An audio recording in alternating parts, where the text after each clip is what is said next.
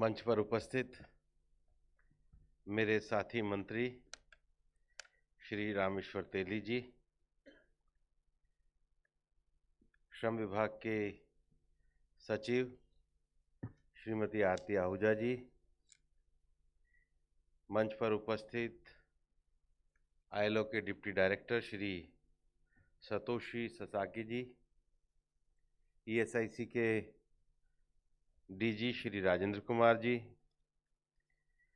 सीपीएफसी chairman Shrimati Neelam Shami Rao ji, मंच पर उपस्थित अन्य विभाग के अधिकारीगण, मेरे सामने उपस्थित विभाग के अधिकारीगण, ईएसआईसी बोर्ड के सदस्यगण और इस सभागार में उपस्थित सभी भाई और बहनों, सबसे पहले तो मैं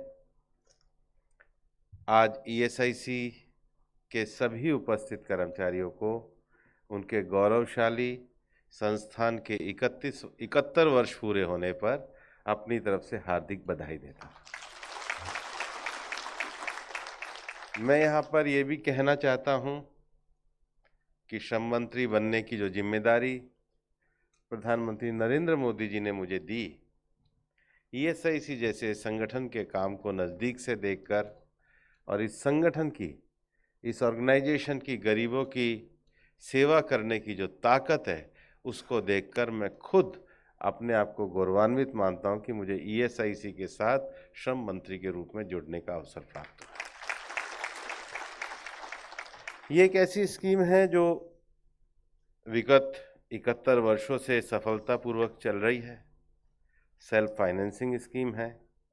श्रमिकों और जो उनके नियोक्ता हैं, एम्प्लॉयर हैं, उनके परस्पर योगदान से चल रही है।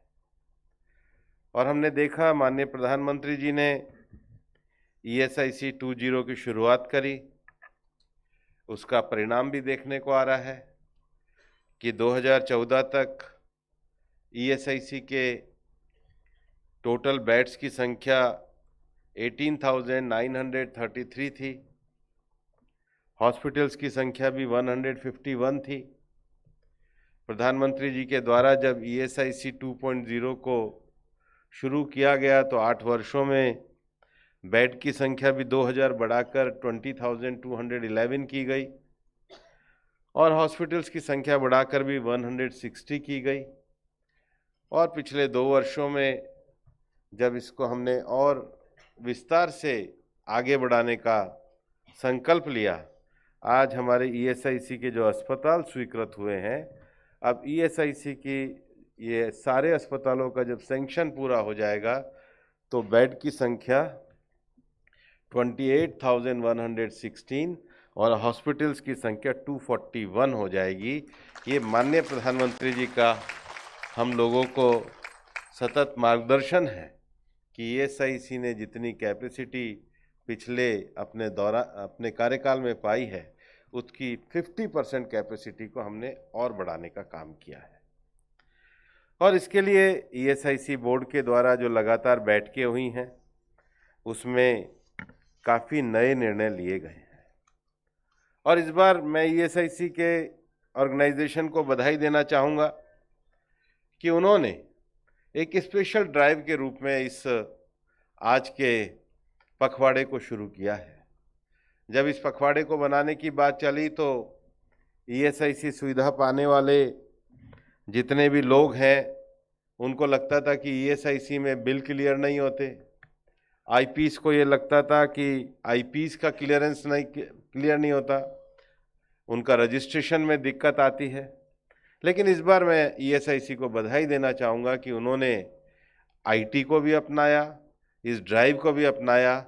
और मैं ये मानता हूँ कि पिछले 2 सालों में जब कभी ईएसआईसी में 17,000 बिल पेंडिंग होते थे, अब सैकड़ों में आ गए, केवल कितने रह गए होंगे, 125 के करीब रह गए होंगे। तो जब इतना बड़ी उपलब्धि हासिल करी है तो इस पखवाड़े में जो क्लियरेंस के विषय हैं उसको हम 0 स्तर तक लेकर के जाएं। ये करने की ताकत आप में है और मेरा विश्वास है कि आप इसको करेंगे। हम जब 12.5 करोड़ लाभार्थियों की बात करते हैं, 3 करोड़ से ज़्यादा आईपी की बात करते हैं, तो सबसे बड़ा विषय होता है उनके अंदर अवेयरनेस को क्रिएट करना। अवेयरनेस उनके स्वास्थ्य के प्रति, उनकी लाइफ स्टाइल के लिए, और इसके साथ साथ उनके ऑक्यूपेशनल डिजीज़ के लिए, उनके कार्यस्थलों पर उनके एक अच्छे स्वस्थ माहौल के लिए। और इसलिए इस पूरे पखवाड़े में अवेयरनेस का कार्यक्रम, ग्रीवेंस रिड्रेसल का कार्यक्रम, क्लीनिनेस का कार्यक्रम, और उसके साथ ही साथ योगा और आयुष जैसे कार्यक्रम को भी पखवाड़े में मनाने का निश्चय किया है। हम सब जानते हैं कि ये वर्ष अंतर्राष्ट्रीय स्तर पर मिलेट वर्ष के रूप में घोषित किया है। प्रधानमंत्री जी ने अपने बजट में जो श्री अन्न का जो विषय कहा है, क्योंकि अपने खान पान फूड स्टाइल में और हम लोग इतना जंक फूड के ऊपर चले गए हैं कि बीमार होना स्वाभाविक है। हम उस तरह की अनेकों बीमारियों को देख रहे हैं। जो न्यूट्रिशन और जो एक स्वस्थ और पौष्टिक भोजन चाहिए, उसकी कहीं ना कहीं दूरी को हम उससे दूर जा रहे हैं। भारत का जो अपने मौसम के हिसाब से जो हमारा मिलेट है, जिसको श्री अन्न कहा गया है, वापस से उसका प्रचलन ना बढ़े, बल्कि हमारी पौष्टिकता के अनुरूप हमारे भोजन में वो सब चीज़ें शामिल हो। मैं बधाई देना चाहूँगा कि इसको भी आपने इसके अंतर्गत शामिल किया है। हम जब ईएसआईसी का विषय करते हैं तो माननीय प्रधानमंत्री जी के नेतृत्व में हम केवल एक डिपार्टमेंट तक के विषय को नहीं रखते हैं, उसके साथ ही साथ whole of the government approach के साथ चलते हैं। आज मैं कुछ विषय कहना चाहूँगा कि हमारी सरकार ने श्रम मंत्रालय के अंतर्गत पिछले 8 वर्षों में अनेक नए विषयों और योजनाओं को माननीय प्रधानमंत्री जी के मार्गदर्शन में शुरू किया। सबसे बड़ा विषय तो नेशनल कैरियर सर्विस का है। हम सब जानते हैं कि इस सरकार के रहते हुए रोजगार के अवसर बढ़े हैं। पीएलएफएस के डाटा भी ये दिखाते हैं, और लगातार ईएसआईसी में, ईपीएफओ में, संगठित क्षेत्र में भी रजिस्ट्रेशन बढ़ रहा है। असंगठित क्षेत्र में भी लेबर ब्यूरो के द्वारा लगातार सर्वे किया जा रहा है। और माननीय प्रधानमंत्री जी ने 2015 में एनसीएस का लॉन्च किया था। मुझे ये बताते हुए खुशी है कि आज नेशनल कैरियर सर्विस प्लेटफॉर्म पर 2,84,00,000 ऐसे लोगों ने अपने रजिस्ट्रेशन कराए, 7 लाख से ज़्यादा एम्प्लॉयर्स ने रजिस्ट्रेशन कराए, और उसके साथ ही साथ एवरेज जो लाइव वैकेंसी है वो 2.5 लाख से 3 लाख के बीच में पर मंथ है। और हम एनसीएस पोर्टल के माध्यम से 1,20,00,000 जॉब को मोबिलाइज कर पाए हैं, जो हमारे विभाग की एक बहुत बड़ी उपलब्धि है। उसके साथ ही साथ मैं कहना चाहूँगा, प्रधानमंत्री श्रम योगी मानधन योजना जो 15 फरवरी 2019 को सरकार के द्वारा शुरू की गई थी, आज 43 लाख से ज़्यादा लाभार्थी उस योजना के अंतर्गत बने हैं। केवल प्रधानमंत्री श्रम योगी मानधन योजना नहीं, विभाग के द्वारा और हमारी सरकार के द्वारा पूरे देश में ट्रेडर्स और सेल्फ एम्प्लॉयड पर्सन के लिए भी एक योजना को लागू किया गया। उसके साथ ही साथ आत्मनिर्भर भारत रोजगार योजना के अंतर्गत उस स्कीम में टोटल बेनिफिट जो है वो 71 लाख से ज़्यादा लोगों को दिया गया। हमारे देश में अनऑर्गेनाइज सेक्टर का एक बहुत बड़ा क्षेत्र था, और अनऑर्गेनाइज सेक्टर का जो ये बड़ा क्षेत्र था, इसका कहीं कोई डाटा उपलब्ध नहीं था। ईएसआईसी और ईपीएफओ में जब हम जाते थे तो केवल संगठित क्षेत्र के लोगों का डाटा है। भारत सरकार जो नए लेबर कोड भी लेके आई है, उसमें हम सोशल सिक्योरिटी के विषयों को अनऑर्गेनाइज सेक्टर तक ले जाने के लिए पूरी तरीके से प्रतिबद्ध है। और इसलिए श्रम मंत्रालय ने माननीय प्रधानमंत्री जी के मार्गदर्शन में ई श्रम पोर्टल को शुरू किया, और मुझे बताते हुए खुशी है कि 1 वर्ष के कम समय में श्रम मंत्रालय के द्वारा 28 करोड़ से ज़्यादा और 29 करोड़ के लगभग ई श्रम पर अनऑर्गेनाइज सेक्टर के लोगों का जो डाटा है, वो डाटा पूरी तरीके से रजिस्टर्ड किया गया। जो डाटा कई बार लोग पूछते हैं मेरे से, पार्लियामेंट में भी लोगों ने प्रश्न किया कि आपके डाटा की ऑथेंटिसिटी क्या है। ये एकमात्र ऐसा डाटा है जो आधार सीडेड है, बैंक अकाउंट के आधार पे है और अब तो हमारे सचिव महोदय के द्वारा उसको राशन कार्ड के आधार पे भी जोड़ा जाने का काम मंत्रालय के द्वारा किया जा रहा है। ये पूरी तरीके से देश के श्रमिकों का, अनऑर्गेनाइज सेक्टर का एक ऑथेंटिकेट डाटा है, जिसमें 29 करोड़ श्रमिक और 400 ऑक्यूपेशन का रजिस्ट्रेशन किया गया है। और इतना ही नहीं, इस डाटा के साथ ही साथ हमने इसको असीम पोर्टल से, एनसीएस पोर्टल से और एमएसएमई के पोर्टल और स्किल के पोर्टल के साथ जोड़ने का काम किया है, ताकि देश में रोजगार का प्रवाह एक सुनिश्चित तरीके से चले। इतना ही नहीं, श्रम विभाग के द्वारा जो नए लेबर कोड आए हैं, आज के समय में अगर हम ईज ऑफ डूइंग की बात करते हैं, ईज ऑफ लिविंग की बात करते हैं, तो ईज ऑफ डूइंग और ईज ऑफ लिविंग का अर्थ ये है कि लोगों को अपने रोजगार की सुरक्षा मिले, लेकिन रोजगार चलाने के लिए भी हम एक माहौल की निर्मित करें। हमने पूरे देश में जो 44 सेंट्रल लेबर लॉज थे और 12 जो मतलब कुल मिलाकर 59 एक्ट्स को हमने एक करके 4 कोड में परिवर्तित किया है। ये जो 4 कोड बनाए गए, इसमें ऑक्यूपेशनल सेफ्टी को लेकर के, सोशल सिक्योरिटी को लेकर के, वेजेस को लेकर के और इंडस्ट्रियल रिलेशन को लेकर के हमने 4 कोड का निर्माण किया है।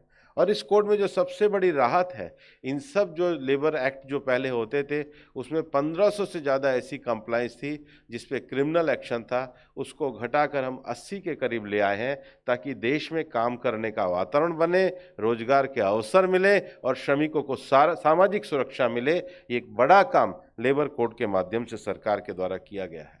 इसके अतिरिक्त हम ये जानते हैं कि संगठित क्षेत्र में काम करने वाले जो लोग हैं, उनकी जो सुविधाओं का समाधान पोर्टल के माध्यम से किया जाना चाहिए, और इसलिए श्रम सुविधा पोर्टल इसको देश में शुरू किया गया है। श्रम सुविधा के साथ साथ समाधान पोर्टल को भी शुरू किया गया है। और मुझे बताते हुए खुशी है कि अकेले ईपीएफओ में जो पिछले दिनों जो कंप्लाइंस आई थी, उसके समय को घटा करके, जो कभी 20 दिन 25 दिन लगा करता था, उसको घटा करके 7 दिन करने का काम किया। ग्रीवेंस रिड्रेसल में हमारा मंत्रालय आईटी का सहयोग लेकर पूरी तरीके से काम करने के लिए प्रतिबद्ध है। सरकार के द्वारा महिलाओं के लिए भी मैटरनिटी बेनिफिट एक्ट जो है वो लाया गया, और मुझे लगता है ये दुनिया में सबसे अच्छे तरीके से हमारी कामगार बहनों के लिए मैटरनिटी बेनिफिट एक्ट लाया गया है। मेरा यह कहने का ये तात्पर्य है कि जब हम whole of the government approach की बात करते हैं, तो कोई भी देश में स्वस्थ कार्यबल के द्वारा उस देश में उत्पादन को नहीं बढ़ाया जा सकता है। हमारे जो कार्यबल है उनका स्वस्थ होना आवश्यक है, और इसलिए ईएसआईसी द्वारा जो एक विशेष कार्यक्रम हाथ में लिया गया है ऑक्यूपेशनल डिजीज का, कि जिस क्षेत्र में जो भी उद्योग काम करते हैं उसकी ऑक्यूपेशनल डिजीज पे काम किया जाए, रिसर्च के लिए काम किया जाए, प्रिवेंटिव और क्यूरेटिव माहौल के लिए पहले से तैयारी की जाए, और इस विषय पर ईएसआईसी के लोग काफ़ी काम कर रहे हैं। यहाँ पर मैं ये कहना चाहूँगा कि आज ये पखवाड़े की शुरुआत हो रही है, तो आप ये मत मान लेना कि ये कार्यक्रम हो गया, उद्घाटन हो गया और विषय समाप्त हो गया। आज तो यहाँ से विषय शुरू हो रहा है, और जब ये विषय शुरू हो रहा है तो आज़ादी के अमृत काल में जब हम काम कर रहे हैं, तो आज हम 20,000 की स्ट्रेंथ पे हैं। 28,000 मतलब 8,000 हमने नए स्वीकृत करे हैं, लेकिन ये स्वीकृत हॉस्पिटल की संख्या और बढ़ने वाली है। ईएसआईसी की टीम मिलकर के इन बड़े लक्ष्यों को प्राप्त करेगी और देश के स्वस्थ कार्यबल को स्वस्थ बनाने के लिए अपना योगदान देगी, और ये पखवाड़ा उसके लिए एक माइलस्टोन सिद्ध होगा। इन्हीं शुभकामनाओं के साथ ये पखवाड़ा कामयाब हो, और ईएसआईसी का ऑर्गेनाइजेशन जिस तरीके से वर्कर्स की सेवा कर रहा है उसमें दिन दुनी रात चौगनी प्रगति करे। बहुत बहुत शुभकामनाएं। धन्यवाद।